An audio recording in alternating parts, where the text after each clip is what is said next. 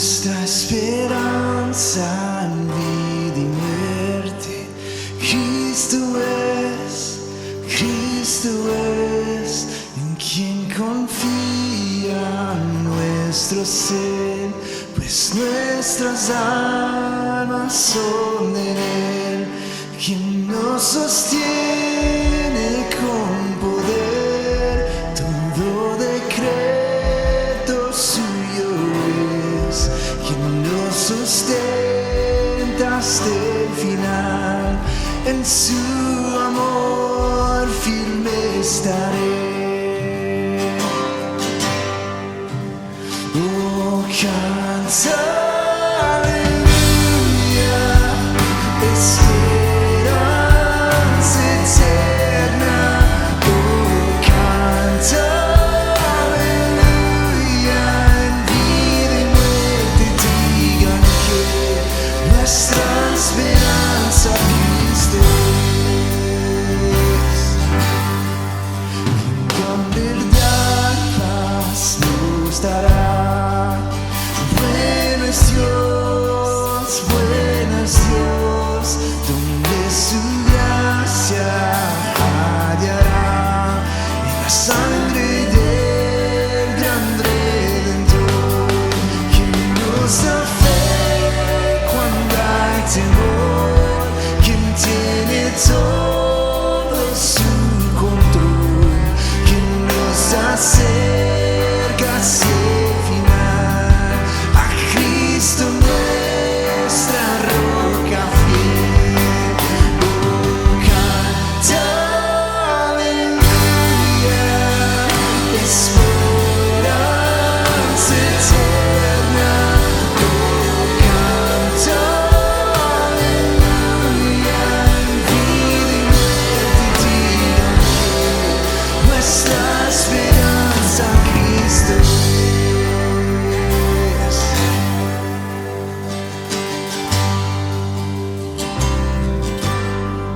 Y al oír yo cantaré, vive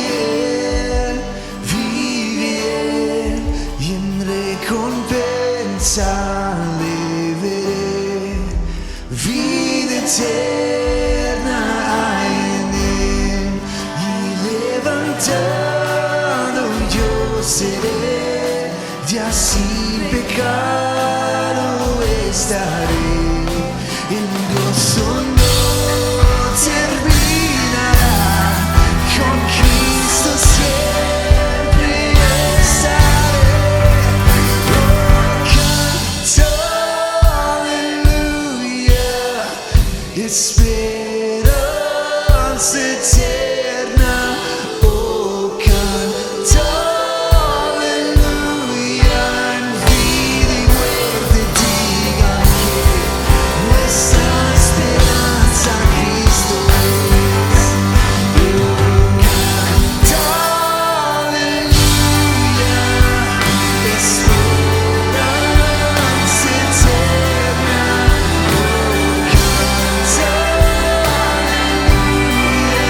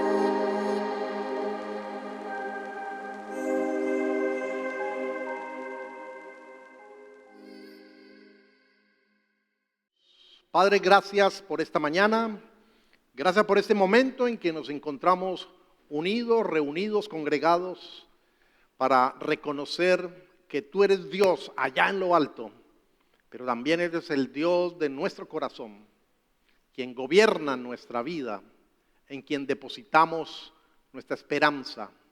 Gracias por Jesús que nos ha sido enviado. Gracias porque Jesús vino a manifestar que Él es la luz, la verdad, el camino, la vida. Gracias porque Jesús vino a manifestar que es el Mesías prometido y en Él está nuestra esperanza y nuestra fortaleza.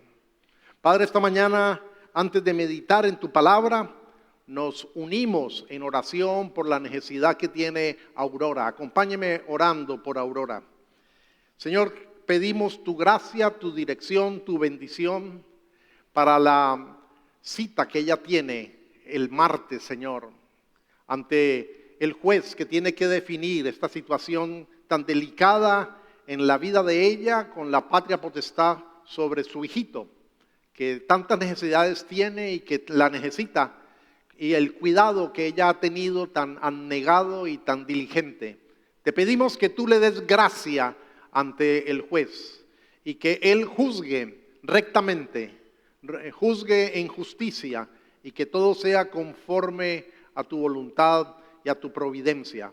Pedimos la bendición para ella, que la sostengas en paz, en gozo, en fortaleza, en esperanza, y que cubras todas sus necesidades y derrames tu provisión abundante conforme a tu misericordia.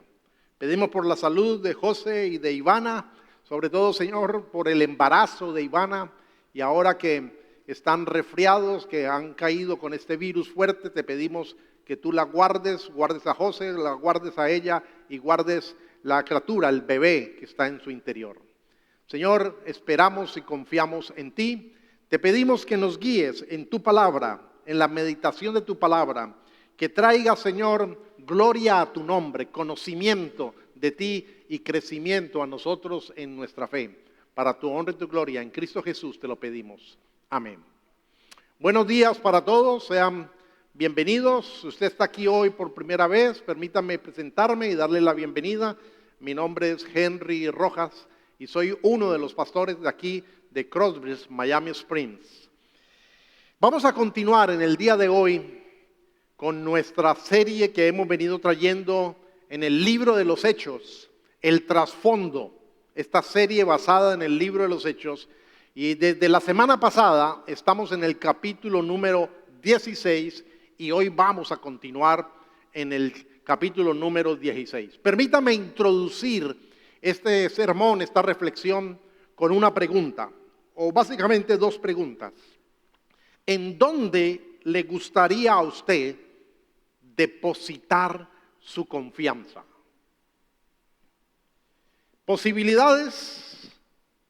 En las posibilidades, en lo que pueda suceder, en lo que tal vez acontezca, o le gustaría realmente de corazón depositar su confianza en aquel que nosotros sabemos que tiene control absoluto sobre las posibilidades. Usted me va a entender más ahorita en el desarrollo de este sermón por qué estoy introduciendo con estas preguntas. Porque muchas veces la gente coloca su confianza no en Dios, sino en lo posible que suceda.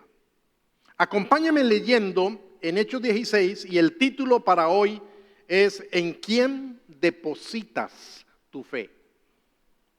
El título para hoy en este capítulo 16 es ese. Y vamos a leer desde el versículo 16 al 34. Siga atentamente la lectura, no se pierda. Está un poquito largo el texto, pero tiene dos historias muy interesantes. Continúe conmigo entonces. Una vez, cuando íbamos al lugar de oración, nos salió al encuentro una joven esclava que tenía un espíritu de adivinación. Con sus poderes ganaba mucho dinero para sus amos. Nos seguía a Pablo y a nosotros gritando: estos hombres son siervos del Dios Altísimo y les anuncian el camino de salvación. Así continuó durante muchos días. Por fin Pablo se molestó tanto que se volvió y reprendió al espíritu.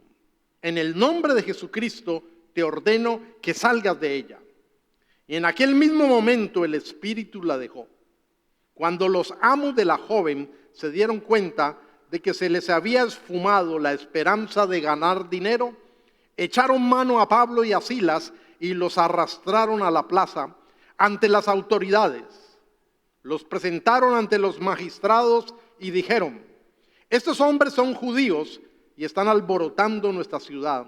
Enseñan costumbres que a los romanos se nos prohíbe admitir o practicar. Entonces la multitud se amotinó contra Pablo y Silas. Luego los magistrados mandaron que arrancaran sus ropas y los azotaran. Después de darles muchos golpes, los echaron en la cárcel y ordenaron al carcelero que los custodiara con la mayor seguridad.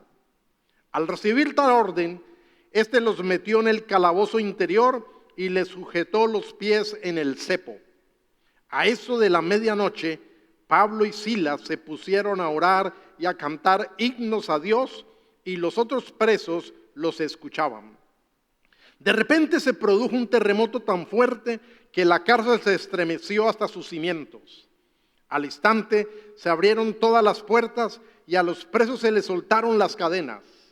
El carcelero despertó y al ver las puertas de la cárcel de par en par, sacó la espada y estuvo a punto de matarse, porque pensaba que los presos se habían escapado.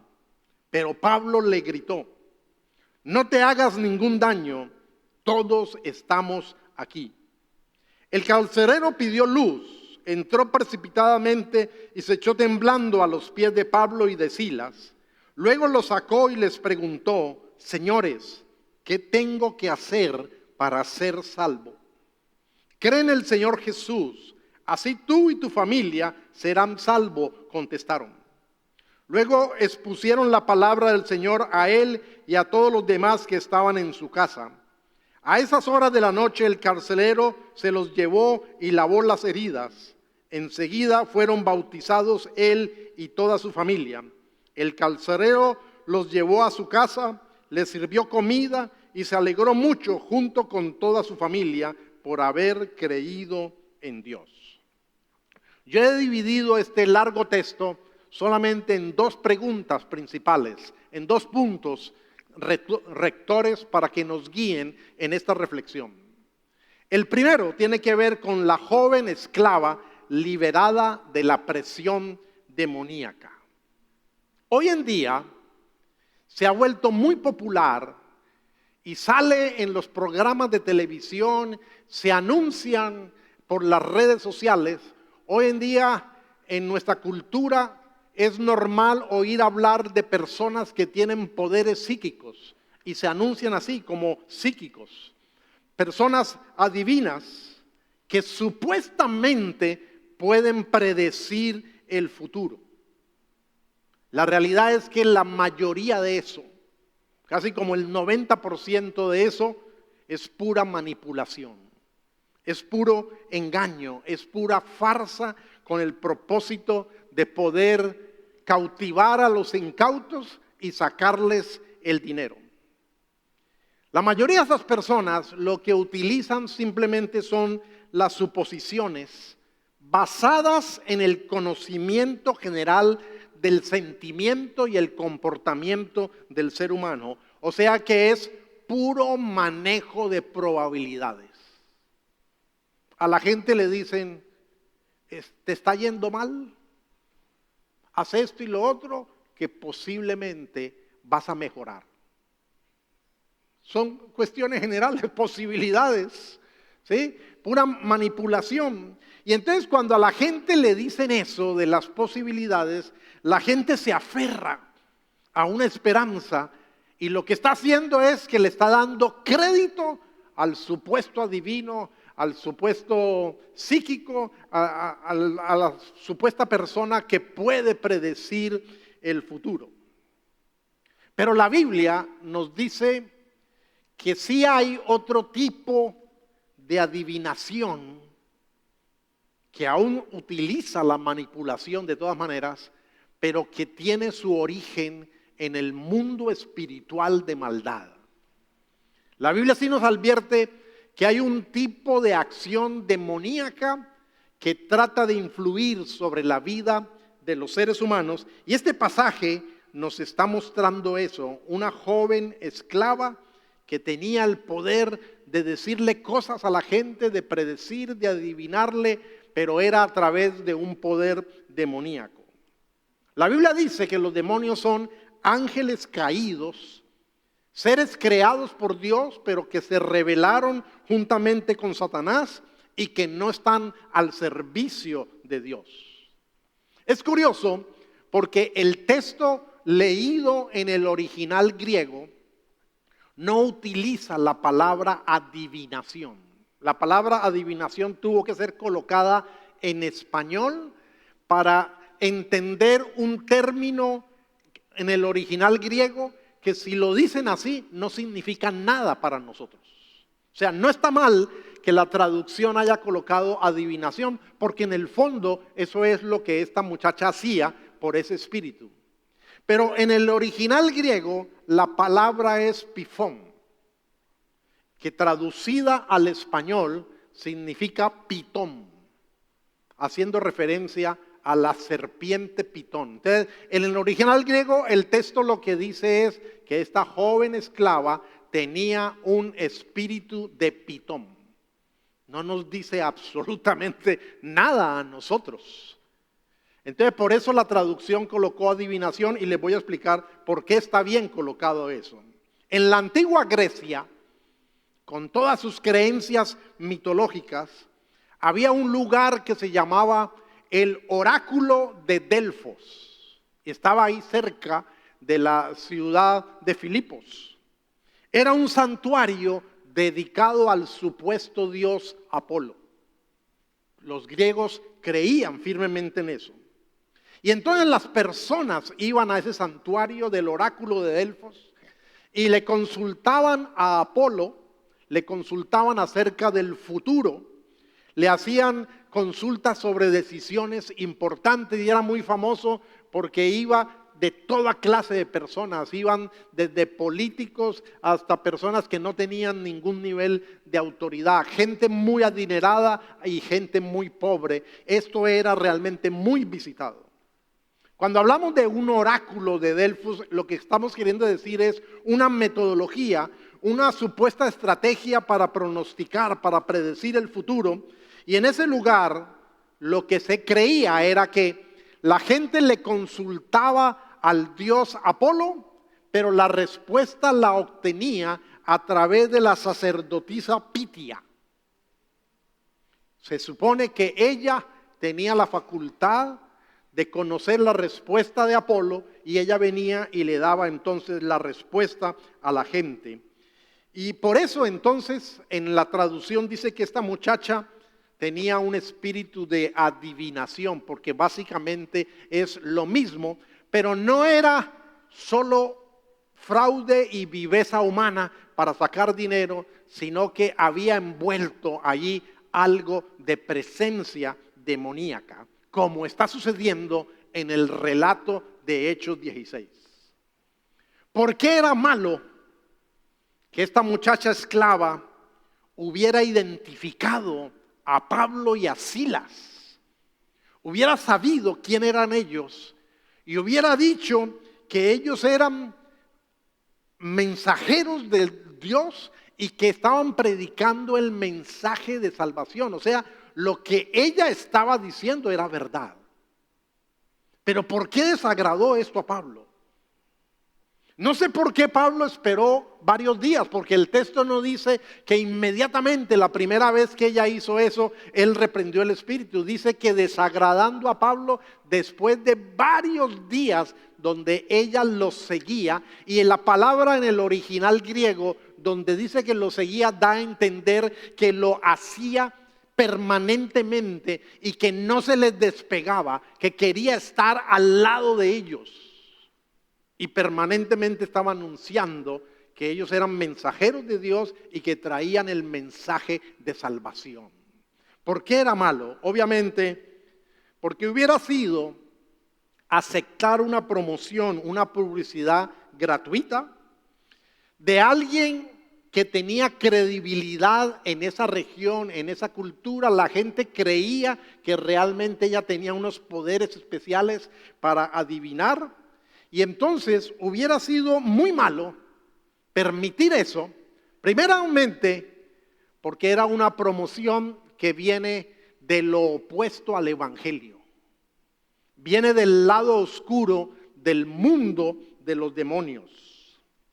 Déjeme darle un ejemplo de cómo se comportaba el Señor Jesús para luego entrar de pleno a dar la respuesta de por qué era absolutamente malo, a pesar de que ella estaba diciendo exactamente la verdad.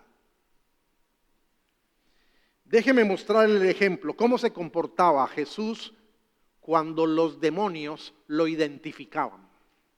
Dice Marcos 3, 11 y 12. Marcos 3, 11 y 12 dice: además los espíritus malignos, al verlo, están hablando de Jesús, se postraban ante él gritando: tú eres el Hijo de Dios. Pero él les ordenó terminantemente que no dijeran quién era él. Jesús no aceptaba la promoción de los demonios. Así que si Pablo hubiera seguido permitiendo que esta muchacha siguiera indicando quién eran ellos y lo hiciera por más tiempo, hubiera sido, como les dije, aceptar una promoción de una fuente contraria al evangelio, una fuente contraria a Dios. Hubiera sido una manera, de alguna forma indirecta, darle credibilidad a lo que esta chica hacía. ¿Qué iba a pasar con la gente de Filipos? La gente de Filipos, si Pablo no hubiera reaccionado y él se hubiera presentado como el mensajero de Dios, el que traía el mensaje de salvación, y la gente aún hubiera aceptado ese mensaje, de todas maneras hubiera quedado una conexión de que esta muchacha había dicho la verdad. Y el corazón del ser humano es fácil de inclinarse en la desobediencia a Dios. Nos atrae, nos seduce con mucha facilidad desobedecer a Dios, lamentablemente. Y entonces hubiera sido como promocionarla a ella. En otras palabras, hubiera sido una motivación para animar a las personas a seguir confiando en la obra del enemigo, del diablo. Miren lo curioso, lo delicado que es esto, a pesar que ella estaba diciendo la verdad. Cuando a las personas les dicen que algo puede suceder y sucede, las personas normalmente no se preguntan de dónde procede ese conocimiento. La gente lo único que le importa es ellos mismos, y que sucedió, me lo dijeron y es así, y entonces yo voy a depositar confianza en eso. Y esa es la manera como el diablo engaña a las personas. La gente no se pregunta, ¿esto proviene de Dios? ¿Esto está de acuerdo al carácter de Dios? La gente simplemente dice, da resultado, produce el efecto que yo quiero, conocer lo que va a pasar. Y aunque muchas de esas cosas son manipulación, son engaños, son cosas generales, los adivinos normalmente cada vez que va a comenzar el año hablan de que el año va a estar difícil. ¿Y cuándo no ha estado difícil? ¿Y cuándo no ha habido dificultades? Pero que vamos a prosperar y vamos a mejorar. Siempre están manejando todas esas posibilidades, pero peor cuando la gente coloca su confianza en algo que directamente la fuente es del mundo espiritual de maldad. ¿Por qué razón? Porque el propósito del maligno nunca es llevar a la gente al conocimiento del Dios verdadero, nunca es llevar a la gente al conocimiento de la verdad de Dios que ha sido revelada. Esta muchacha estaba diciendo la verdad, aparentemente era una buena promoción. Son mensajeros del Dios Altísimo, anuncian el camino de salvación. Pero la realidad es que el demonio no tenía el propósito de que la gente confiara en el mensaje de ellos. ¿Por qué razón? Porque la Biblia dice que el mismo Satanás se disfraza como ángel de luz. O sea, él no tiene problema en tratar de hacer algo aparentemente bueno con el propósito de que la gente crea que eso proviene de Dios, no se lo cuestione, coloque su confianza allí y lo que está logrando es que la confianza de esa persona no esté depositada realmente en Dios y no esté depositada en su palabra. Dice 2 Corintios 11, 14 y 15, dice: y no es de extrañar, ya que Satanás mismo se disfraza de ángel de luz. Por eso no es de sorprenderse que sus servidores se disfracen de servidores de la justicia. Su fin corresponderá con lo que merecen sus acciones. La gente no debería olvidar, usted y yo no deberíamos olvidar de que los demonios son criaturas creadas. No fueron creados como demonios. Fueron creados como ángeles al servicio de Dios, pero por su rebelión y desobediencia se convirtieron en demonios. Pero eso hace que por ser criaturas creadas, ellos no son omnipresentes. Ellos, al igual que Dios, no pueden estar en todas partes al mismo momento. Ellos no son omniscientes. Ellos no pueden saber todas las cosas, como Dios sí sabe todas las cosas. Ellos no son todopoderosos, como Dios sí lo es, porque sencillamente no son Dios. Y entonces esto hace relevante la pregunta que yo le hice al comienzo, porque la gente está inclinada a creer en el horóscopo, en la taza de chocolate, a creer en una serie de agüeros, a creer en el adivino, en el psíquico, en muchas cosas sin preguntarse de dónde viene la fuente de ese conocimiento. Sin preguntarse que al colocar su confianza en eso, ¿realmente está confiando en Dios? No, está confiando en lo opuesto a Dios. Está confiando simplemente en la posibilidad de los sucesos. Cuando la Biblia nos invita por la gracia de Dios a conocer y colocar nuestra confianza en el Dios que está en control de todo y que hace que yo no necesite saber exactamente lo que va a suceder mañana. Porque yo no necesito estar en control de la situación. Yo lo que necesito es depositar y descansar en mi confianza y en mi seguridad en aquel que es bueno, en aquel que es justo, en aquel que es recto, en aquel que es santo, en aquel que es todopoderoso y en aquel que ha decidido por gracia relacionarse conmigo. Ahí está mi verdadera seguridad. El ser humano es un ser psicológicamente enfermo de conocer el futuro, porque le asusta el futuro. Y por más que quiera consultar cualquier cosa, nunca tendrá control del futuro. No sabemos si en 10 minutos vamos a estar respirando o no. Es una gracia de Dios. Pero no tenemos que preocuparnos por eso, porque el control le pertenece a aquel que es el dueño absolutamente de todo. Miren lo curioso de esto. Jesús expulsaba a los demonios por su propia autoridad, porque Él es Dios. Pablo expulsó el demonio por la autoridad de Jesús, delegada en Él. Y es curioso porque esto aparentemente trajo mucha dificultad para Pablo y Silas. Miren lo curioso, hacer la voluntad de Dios, obrar de acuerdo al carácter de Dios, no permitir más la acción mentirosa del mensajero de las tinieblas, liberar a esta muchacha, que fue un gran bien para esta muchacha, a ellos en el momento les trajo consecuencias muy negativas. La primera, su salud física fue comprometida. Les dieron una paliza sin ningún cuidado. Les dieron una tremenda paliza. Los golpeaban con varas. Los metieron a lo profundo de la cárcel sin ninguna atención médica.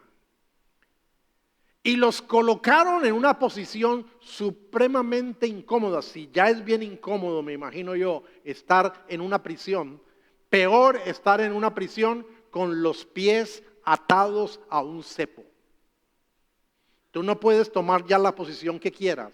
Por ejemplo, ellos para dormir hubiera sido más cómodo tratar de dormir de lado o boca abajo, pero ahora no podían hacerlo, porque estaban aprisionados del cepo, y entonces la única manera de descansar tenía que ser recostando la espalda, pero la espalda estaba lacerada. O sea, era algo supremamente incómodo. Peor, aparentemente la consecuencia de ejercer la autoridad de Jesús en ese momento les privó de la oportunidad de seguir predicando el mensaje de salvación. Y fueron a dar a una cárcel.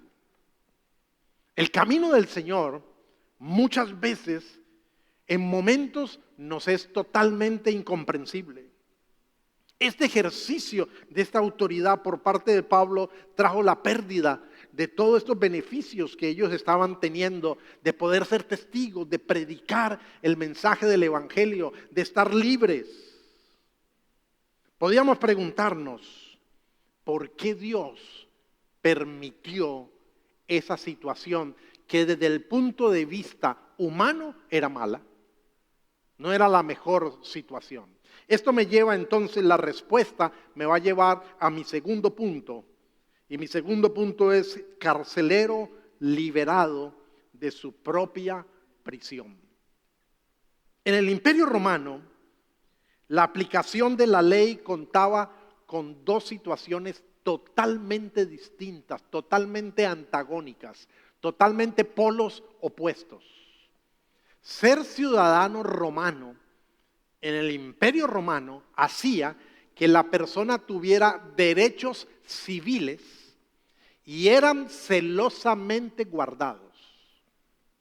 No ser ciudadano romano en el Imperio Romano hacía que la gente no tuviera derechos civiles y estaba a merced del capricho de los ciudadanos romanos y de los magistrados.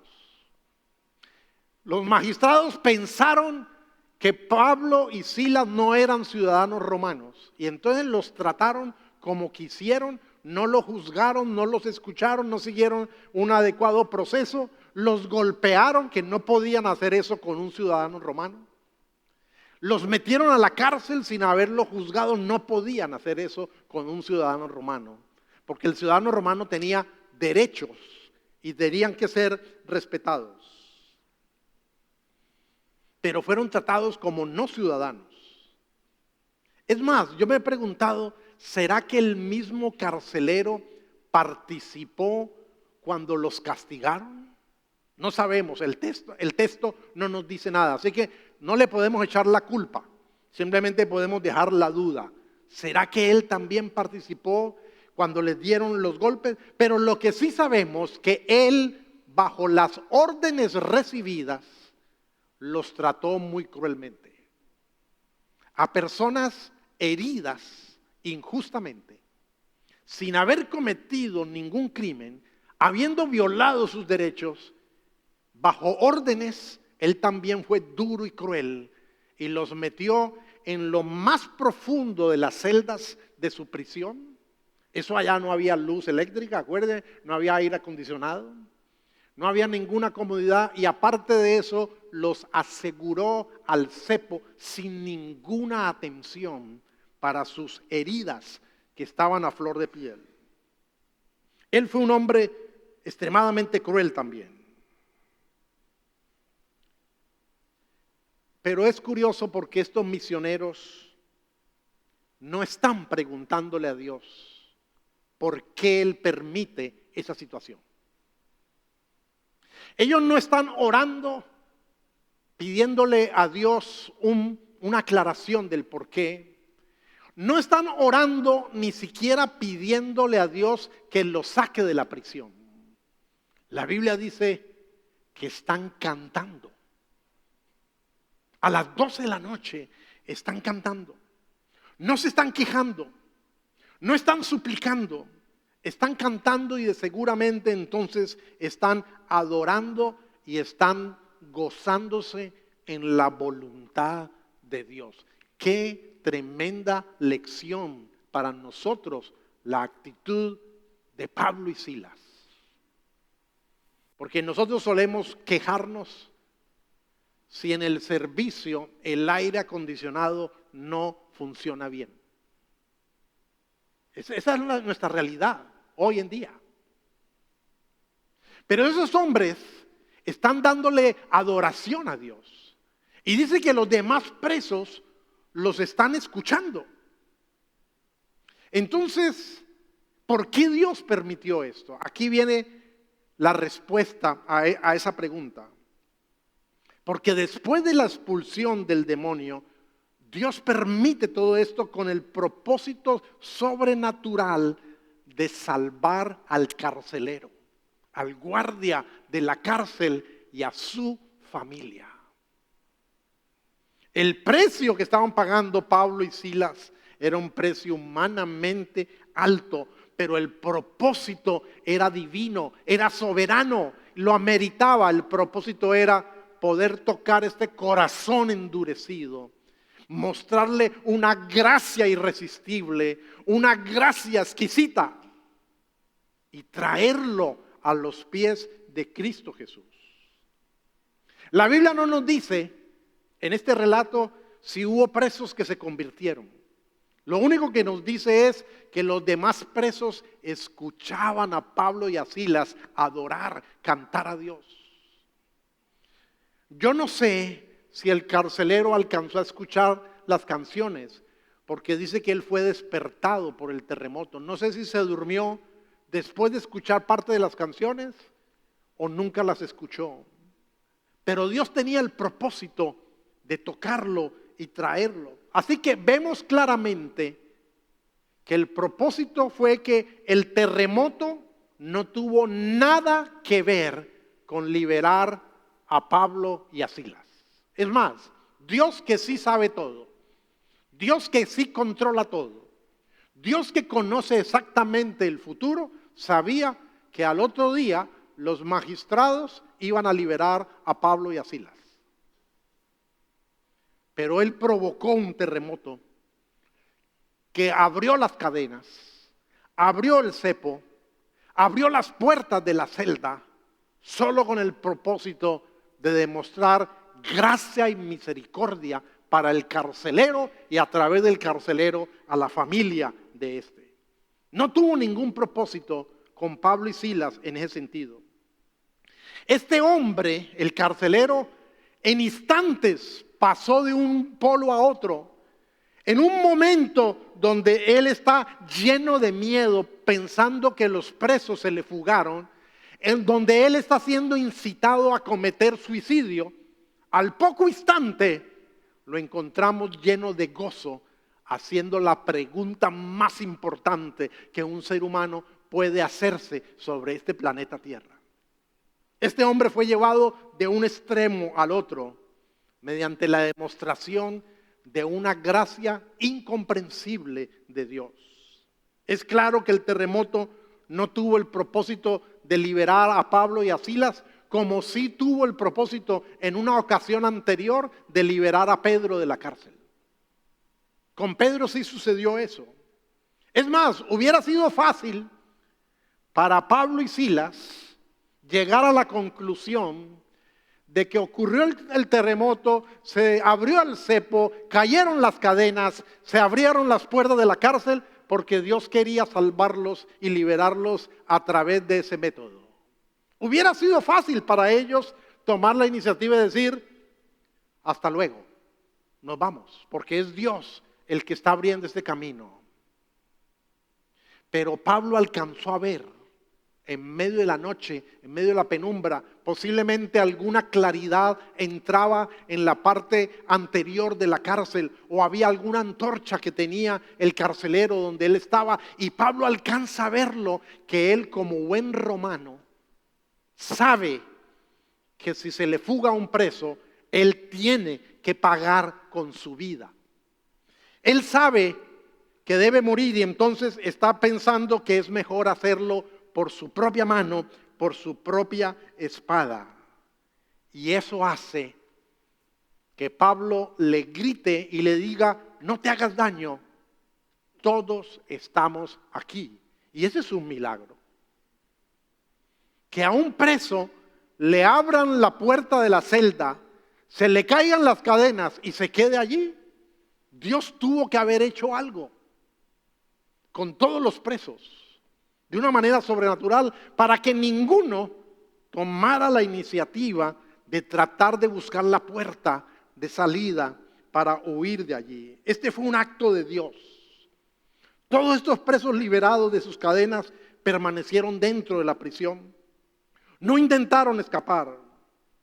Pablo y Silas no llegaron a la conclusión errada de que Dios les estaba abriendo el camino para huir.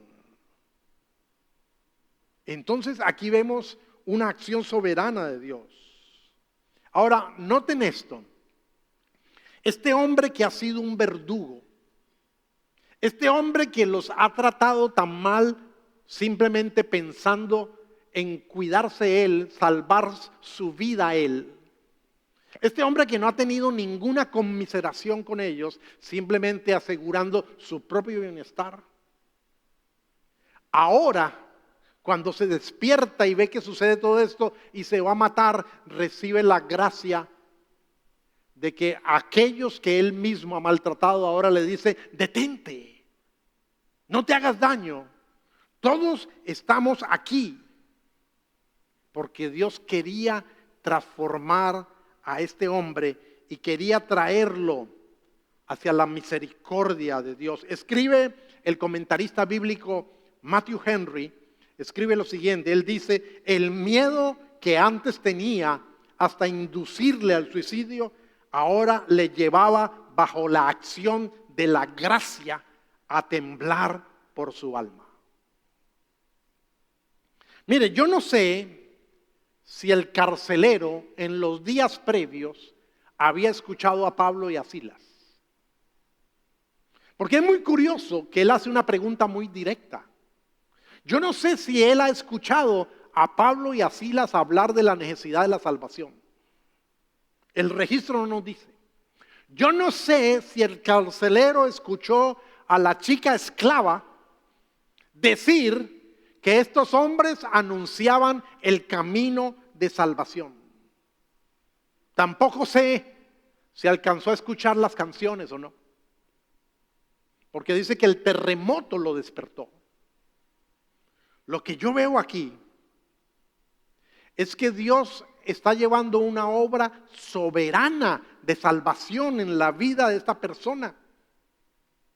Yo lo que veo es que aquí hay una gracia tremenda, porque este hombre es consciente en un instante que su vida estaba en peligro y que fue preservada sobrenaturalmente.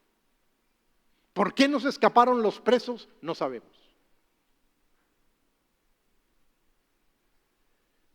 No podríamos decir: este hombre fue muy de buenas, porque es imposible que esto sea por suerte, que tantas cosas converjan con un mismo propósito. No, esto es gracia, esto es misericordia, esto es una gracia irresistible, esta es una gracia desbordante. Este hombre entiende que su vida física está siendo preservada para que su alma también sea preservada, para ser preservado en cuanto a su destino eterno, y hace la bendita pregunta extraordinaria que ojalá todo ser humano pudiera un día hacer: ¿qué tengo que hacer para ser salvo? ¡Wow! ¡Qué pregunta más importante!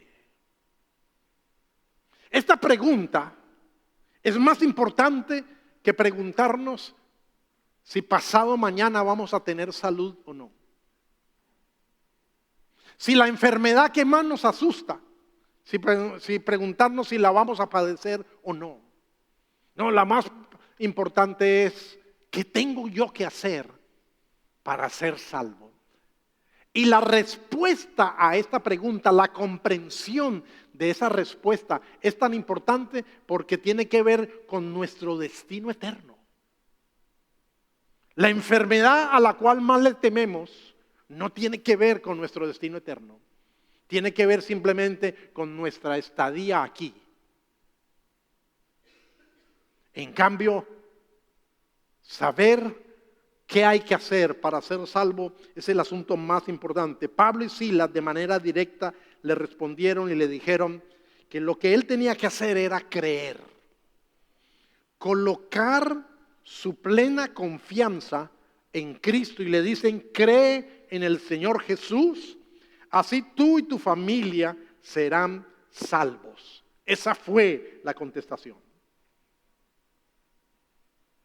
Y aunque es una respuesta tremendamente hermosa y muy diciente, sin embargo, para muchas personas y aún comentaristas bíblicos, esta respuesta ha traído preocupación.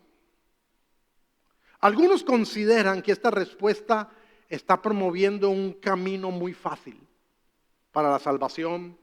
Algunos consideran que esta respuesta está promoviendo una fe demasiado fácil, que está promoviendo una gracia barata. Algunos cuestionan cómo Pablo y Silas le van a decir a este hombre que evidentemente era un pagano, evidentemente era un hombre ególatra, evidentemente era un hombre no temeroso de Dios, ¿cómo le van a decir simplemente cree? ¿Por qué no le hablaron del arrepentimiento? Dice el profesor Trenchard, dice el profesor en su escrito que esta respuesta de Pablo y Silas fue un principio, hablo comillas, fue un principio, una soga que se le lanza al hombre que se está ahogando, quedando para más tarde la explicación del sentido pleno de la salvación y la presentación de la persona del Salvador Jesucristo. Cierro comillas. El texto nos dice en el versículo 32 que posteriormente tanto el carcelero como su familia recibieron una mayor explicación del significado del mensaje de salvación. Dice el versículo 32, luego expusieron la palabra del Señor a él y a todos los demás que estaban en su casa. Es claro que inicialmente Pablo no tiene que hablar del arrepentimiento porque evidentemente este hombre está dando muestras de arrepentimiento. Este hombre está demostrando que se está arrepintiendo. Él no está entrando a donde están los presos a tratar de volver a asegurarlos con las cadenas. No está entrando a tratar de colocar los pies otra vez en el cepo. No está entrando a tratar de cerrar las puertas otra vez. Él está entrando temblando por su alma, postrándose ante los pies de aquel a quienes él les ha hecho daño. Y simplemente les está preguntando, ¿qué tengo que hacer para ser salvo? Es claro que este hombre se está arrepintiendo. Por eso Pablo lanza esta soga inicialmente, sin necesidad de hablar del arrepentimiento. Así que la respuesta, cree en el Señor Jesús, es totalmente correcta. Porque no hay otra manera en que podemos acceder a la gracia y a la misericordia de Dios, sino por medio de la fe en Cristo Jesús. No hay nada más que hacer.